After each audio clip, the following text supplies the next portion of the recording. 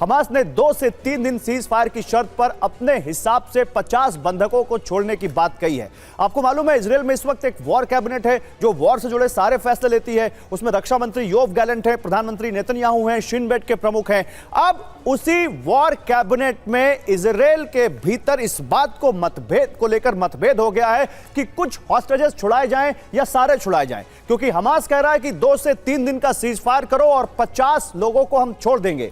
रक्षा मंत्री Yoav Gallant कह रहे हैं और शिन बेट प्रमुख कह रहे हैं कि भाई ये हमास की चाल है, अपने बच्चों को उनके माताओं से अलग करने की चाल है और हम नहीं चाहते कि यहां पर इस तरह की हमास की चाल कोई कामयाब हो। लेकिन उसी वक्त वहां पर जो दूसरे पक्ष है, दूसरे लोग हैं, वो ये कह रहे हैं इस वॉर कैबिनेट में कि नहीं, जो मिल जाए वो अच्छा है। अगर 50 हमारे लोग छूट कर आ रहे हैं तो उनको छूट कर आने दो। यानी इजरायल में 50 बंधकों की रिहाई को लेकर मतभेद पैदा हो गया है कि ये पूरे सारे एक साथ आए या 50 बंधकों को छोड़ने की शर्त पर, हमास की जो शर्त है उस पर राजी हो जाएं। और यह बताता है कि अभी 50 बंधकों की रिहाई का ये जो मसला है अभी थोड़ा दूर है और इसीलिए ऐसा अब ये जो है, अब इस पर मैं बात करूंगा अपने एक्सपर्ट से, उनसे पूछूंगा उनकी क्या राय है, उनके व्यूज में क्या 50 लोगों को छुड़वा लेना चाहिए या नहीं छुड़वा लेना चाहिए। लेकिन ऐसा नहीं है कि सिर्फ उत्तर और दक्षिण गाजा में ही लड़ाई है।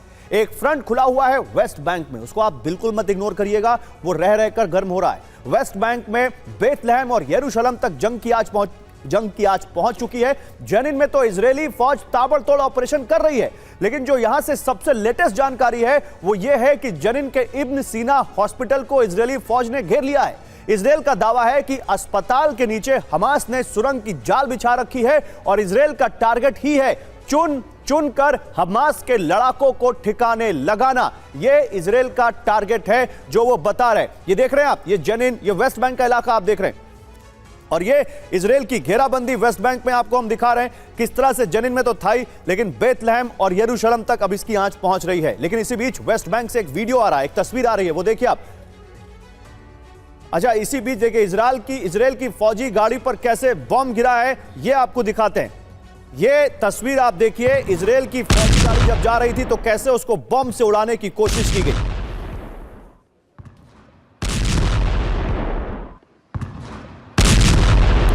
और अब वो तस्वीर जो वेस्ट बैंक से आई है, वेस्ट बैंक में इजरायली हमले की आग कैसे पहुंच चुकी है, यह उसका सबूत तस्वीरें। ये वेस्ट बैंक में इजरायल के हमले की तस्वीरें।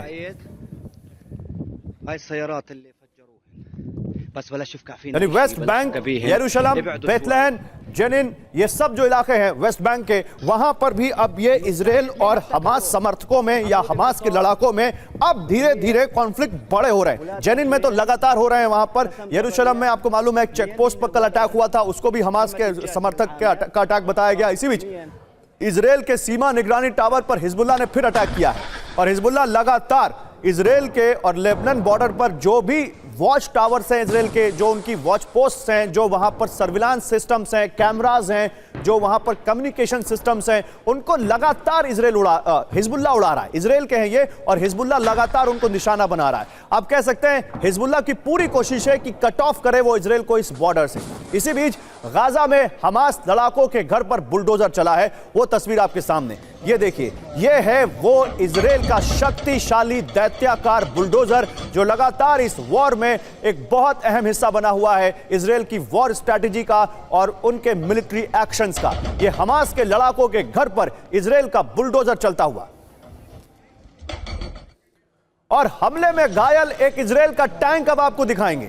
जी हां, टैंक घायल हुआ है, क्योंकि जिस तरह से किसी घायल बड़े किसी जानवर को आप कह सकते हैं या किसी को आप समझते हैं कि इस तरह से उनको वापस उठाया जाता है किसी क्रेन से, कुछ वैसे ही उस क्रेन को, उस टैंक को टांग कर लेकर जाया गया।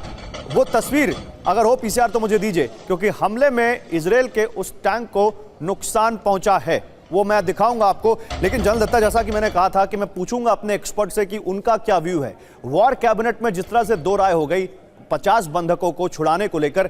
अगर आप होते उस वॉर कैबिनेट में तो आपका क्या व्यू होता?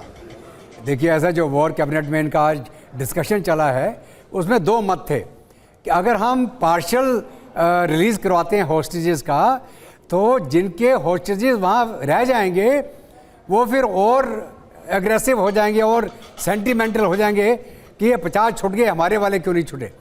और इसको लेके इजराइल में ये मानना है कि यहाँ तो हम पूरे हॉस्टेज छुड़वाएं इकट्ठा और ये पार्शियल रिलीज मत लें, क्योंकि वो हमारे फेवर में नहीं रहेगा। और हमास को भी इनका एक संदेश है कि तुम्हें हमास के माध्यम से जो हॉस्टेज हैं पूरे छोड़ने पड़ेंगे, नहीं तो हम तुम्हारा तो खात्मा करके ही रहेंगे।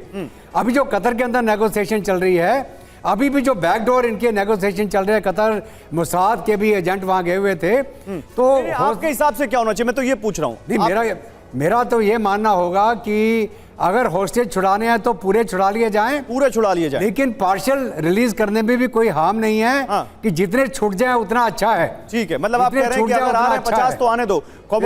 एयर कमोडोर बहल, आपका क्या मानना है? एक छोटा सा रिएक्शन। जी, सबसे पहले ये कहूंगा कि हमास कभी भी सारे बंधकों को नहीं छोड़ेगा। अगर बंधकों को छोड़ देगा तो उसको तो वैसे ही तबाह कर दिया जाएगा। इसका मतलब है कि एंड तक वो कुछ ना कुछ बंधक अपने पास रखेगा। ओके, तो और अगर छुड़वाना है तो सारे बंधकों को छुड़वाना चाहिए, नहीं तो कहीं ना कहीं 50-60 के करीब एंड में मारे ही जाएंगे।